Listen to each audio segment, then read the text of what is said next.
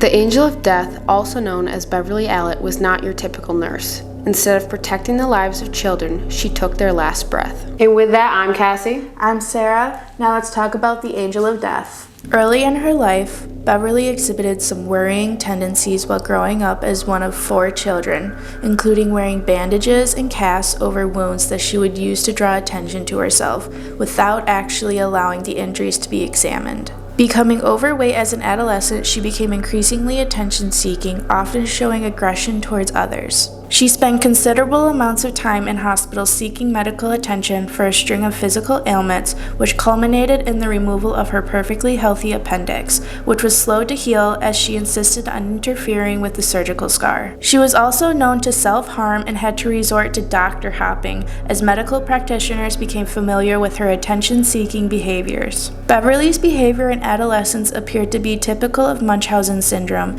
and when this behavior failed to elicit the desired reactions in others, she began to harm others in order to satisfy her desire to be noticed. She went on to train as a nurse and was suspected of odd behavior, such as smearing feces on walls in a nursing home where she trained. Her absentee level was also exceptionally high, the result of a string of illnesses. Her boyfriend at the time said later that she was aggressive, manipulative, and deceptive, claiming false pregnancy as well as rape before the end of the relationship. Despite her history of poor attendance and successive failure of her nursing examinations, she was taken on a temporary 6-month contract at the chronically understaffed Grantham and Kesteven Hospital in Lincolnshire in 1991, where she began work in the children's ward. There were only 2 trained nurses on the day shift and 1 for nights when she started, which might explain how her violent, attention-seeking behavior went undetected for as long as it did. So when she was little, she started off by kind of faking injuries. Yeah. Which I find really interesting because it sounds like a lot of the ones she was faking were pretty serious, but the doctors didn't question it, with her appendix. They took the appendix out, but it was perfectly fine. I don't know what the medical field looked like back in the 90s. It probably would have been even earlier. The 80s. In the 80s, but wouldn't they have known if an appendix was bad? Yeah, I'm pretty sure, because people had their appendix taken out all the time, so I feel like I would assume, but I wonder what her parents were thinking of.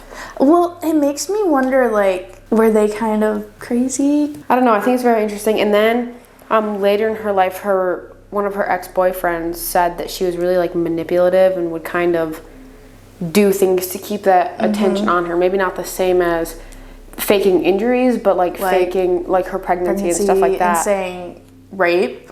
Yeah, to kind of keep the whole attention thing on her, whether it was from him or from other people. Which is crazy. Very, very interesting. It's very interesting, and wait until we read further because it gets wild.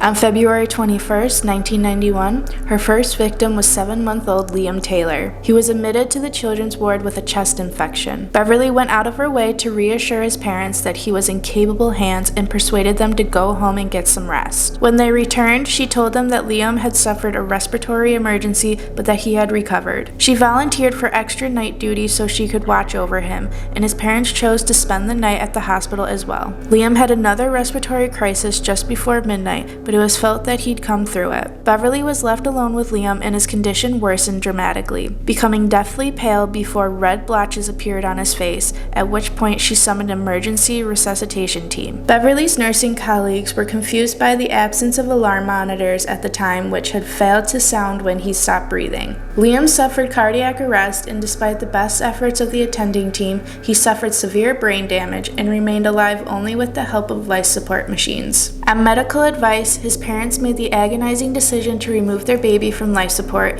and his cause of death was recorded as heart failure. Beverley was never questioned about her role in Liam's death. 5-month-old Paul Crampton became Beverley's next victim. placed in the ward on March 20th, 1991 as a result of a non-serious bronchial infection. Just prior to his discharge, she was again attending a patient by herself, summoned for help as Paul appeared to be suffering from insulin shock, going into a near coma on 3 separate occasions. Each time the doctors revived him, but were unable to explain the fluctuation in his insulin levels. When he was taken by ambulance to another hospital in Nottingham, Beverley rode with him. He was again found to have too much insulin. Paul was extremely fortunate to have survived the ministrations of the angel of death. Do you think it's strange that the doctors aren't suspicious about what's going on with the kids? Well, so kind of for context, there were more than just, like, more in between these guys. We just picked a couple of them who understood what was going on. I do think it's a little weird that no one was like, that's an awful lot of children dying kind of out of the blue, especially when they were coming in with... Not serious. I don't want to say minor, but not like... Life-threatening. Generally life-threatening, yeah. I think that the nurses are starting to kind of be like... why isn't she sounding like alarms or anything, or why aren't monitors going off? But they're like they're probably also thinking, oh, things happen all the time, like it's probably like a fluke or something. Well, that's the thing, like hospitals, so much go on, so like, you know, like you could accidentally get an infection from whatever. Like if things aren't clean or whatever, so maybe they're just like, oh, you know. I just still think it's suspicious, like for Liam, every time something went wrong, she was the one that was there. I I would think that someone would be pretty suspicious of that, but I mean, I don't know. I've never worked in a hospital, so it could just be so crazy that, you know, you don't really know what's going on, but I do find it interesting that she kind of was getting away with this. Beverley next turned her attention to twins Katie and Becky Phillips, just 2 months old, who were kept in for observation as a result of their premature delivery. A bout of gastroenteritis brought Becky into the ward on April 1st, 1991, when Beverley took over her care. 2 days later, she raised the alarm, claiming that Becky appeared hypoglycemic and cold to the touch, but no ailment was found. Baby Becky was sent home with her mother. During the night, when she went into convulsions and cried out in apparent pain, a doctor suggested she had colic. The parents kept her in their bed for observation, and she died during the night. Despite an autopsy, pathologists could find no clear cause of death. Becky's surviving twin, Katie, was admitted to Grantham as a precaution, and unfortunately for her, Beverley was again in attendance. It wasn't long before she was again summoning a resuscitation team to revive baby Katie, who had stopped breathing. Efforts to revive Katie were successful, but 2 days later she suffered a similar attack, which resulted in the collapse of her lungs. Following another revival effort, she was transferred to Nottingham, where it was found that 5 of her ribs were broken, in addition to having suffered serious brain damage as a result of oxygen deprivation. In a supreme twist of irony, Katie's mother, Sue Phillips, was so grateful to Beverley for saving her baby's life that she asked her to be Katie's godmother. She accepted willingly, despite having inflicted partial paralysis, cerebral palsy, and sight and hearing damage on the infant. 4 more victims followed, but the high incidence of unexplained attacks in otherwise healthy patients and Beverley's attendance during these attacks finally caused suspicion to be raised at the hospital. In the story of Katie and Becky, at the end, the twins' mother asked Beverley to be Katie's godmother? What do you think of that? We know what's going on. I think it's ridiculous, but obviously Katie's mother does not, so she thinks that she's like, you saved my like other baby. You saved my like last child. Thank you so much. How can I repay you? Please be her godmother. So like if Sue knew, she'd be like, obviously, no, but I just think it's interesting. Like, I wonder if Beverley had to do a lot of like manipulating. You know what I mean? To like, I mean, I'm assuming, right? To put on this show of like, I feel like she's definitely have to like sweet talk these parents and stuff, like how she did with Liam. Like she was like, oh, you guys should just go home. I'll take care of him. He's in great hands. She's got to be like the best sweet talker ever. Which I think kind of goes back to like her boyfriend's story of just her being like super manipulative and stuff. But I just think it's so I crazy. can't even imagine, you know, like you bring your like basically 2 newborn babies in because they have gastro stuff going on, and then one ends up dying in the hospital when you didn't. No, I think she died. Well, she died at home, but like brought her in and like it was kind of a result of it. And then to bring the other one in just in case, and then all this crazy stuff started happening. I can't even, when she brought Katie in, the second baby, it was kind of just as a checkup, but then she ended up having brain damage and cerebral palsy and hearing problems. I can't even imagine taking your child into the hospital and then, no, you're taking your children to the hospital and then coming and only out leaving with one who will never be the same again.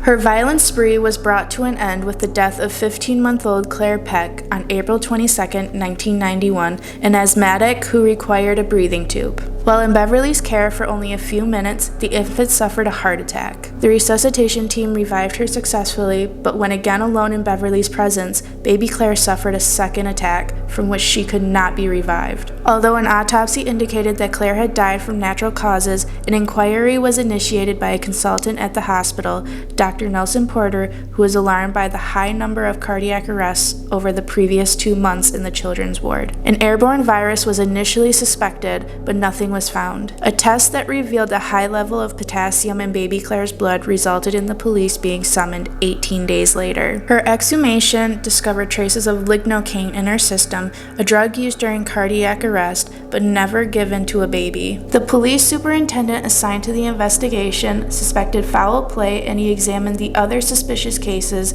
that had occurred in the previous 2 months, finding inordinately high doses of insulin in most. Further evidence revealed that Beverly had reported the key missing to the insulin refrigerator. All records were checked, parents of the victims were interviewed, and a security camera was installed. Suspicions were raised when record checks revealed missing daily nursing logs, which corresponded to the time period when Paul Crampton had been in the ward. When 25 suspicious episodes with 13 victims were identified, 4 of whom were dead, the only common factor was the presence of Beverley Allitt at every episode.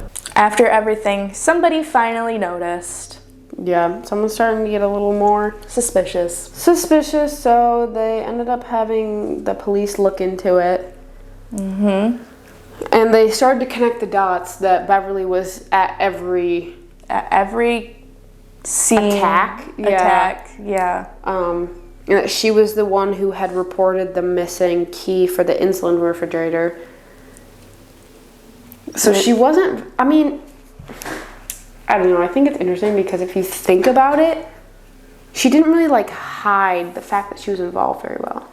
You know what I mean? Like, I don't know. I think maybe what she was thinking was, if I tell them that the insulin key to the refrigerator is missing, you'll like get away from. Yeah, they won't be like, well, if she did it, she wouldn't tell us that it's missing. So let's read some more and see what ended up happening to Beverly. By July 26, 1991, police felt they had sufficient evidence to charge her with murder, but it wasn't until November 1991 that she was formally charged. Beverly showed calm and restraint under interrogation, denying any part in the attacks, insisting she had merely been caring for the victims. A search of her home revealed parts of the missing nursing log. Further extensive background checks by the police indicated a pattern of behavior that pointed to a very serious personality disorder, and she exhibited symptoms of both Munchausen syndrome and Munchausen syndrome by proxy, which are both characterized by getting attention through illness. Her behavior in adolescence appeared to be typical of Munchausen syndrome,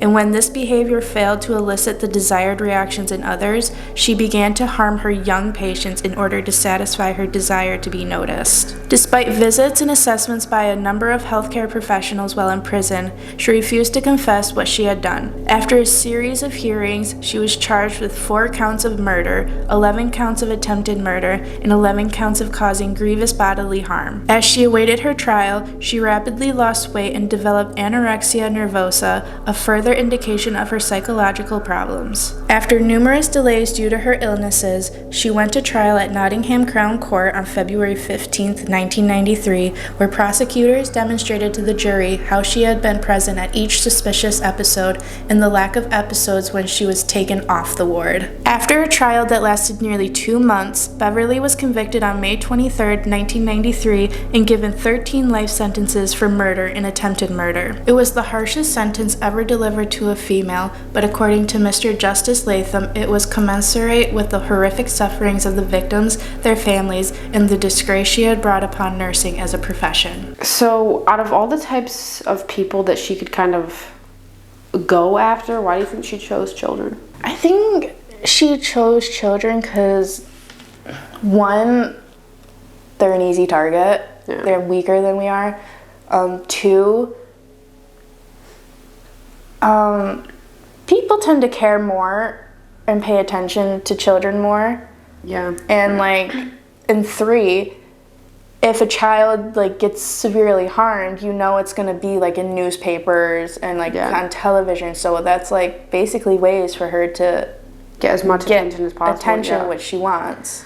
And at least in the hospital setting, she's surrounded by illness all the time, so she can kind of conjure up different illnesses for these kids or whatever, and then she could have also gone after elderly people is what I was thinking, but more attention is paid to young children, whereas sometimes in nursing homes and stuff people forget about them. I was just gonna and it's not, I mean, it's still, there's a lot of attention around it, but not as much as young children dying. So in the end, she did all of this because she wasn't getting enough attention to herself anymore, because people kind of figured out her game, and then she would fake things. So she decided, let me hurt other people and kind of get the glory, I'm their savior, which she did, especially with Katie and Becky's mom.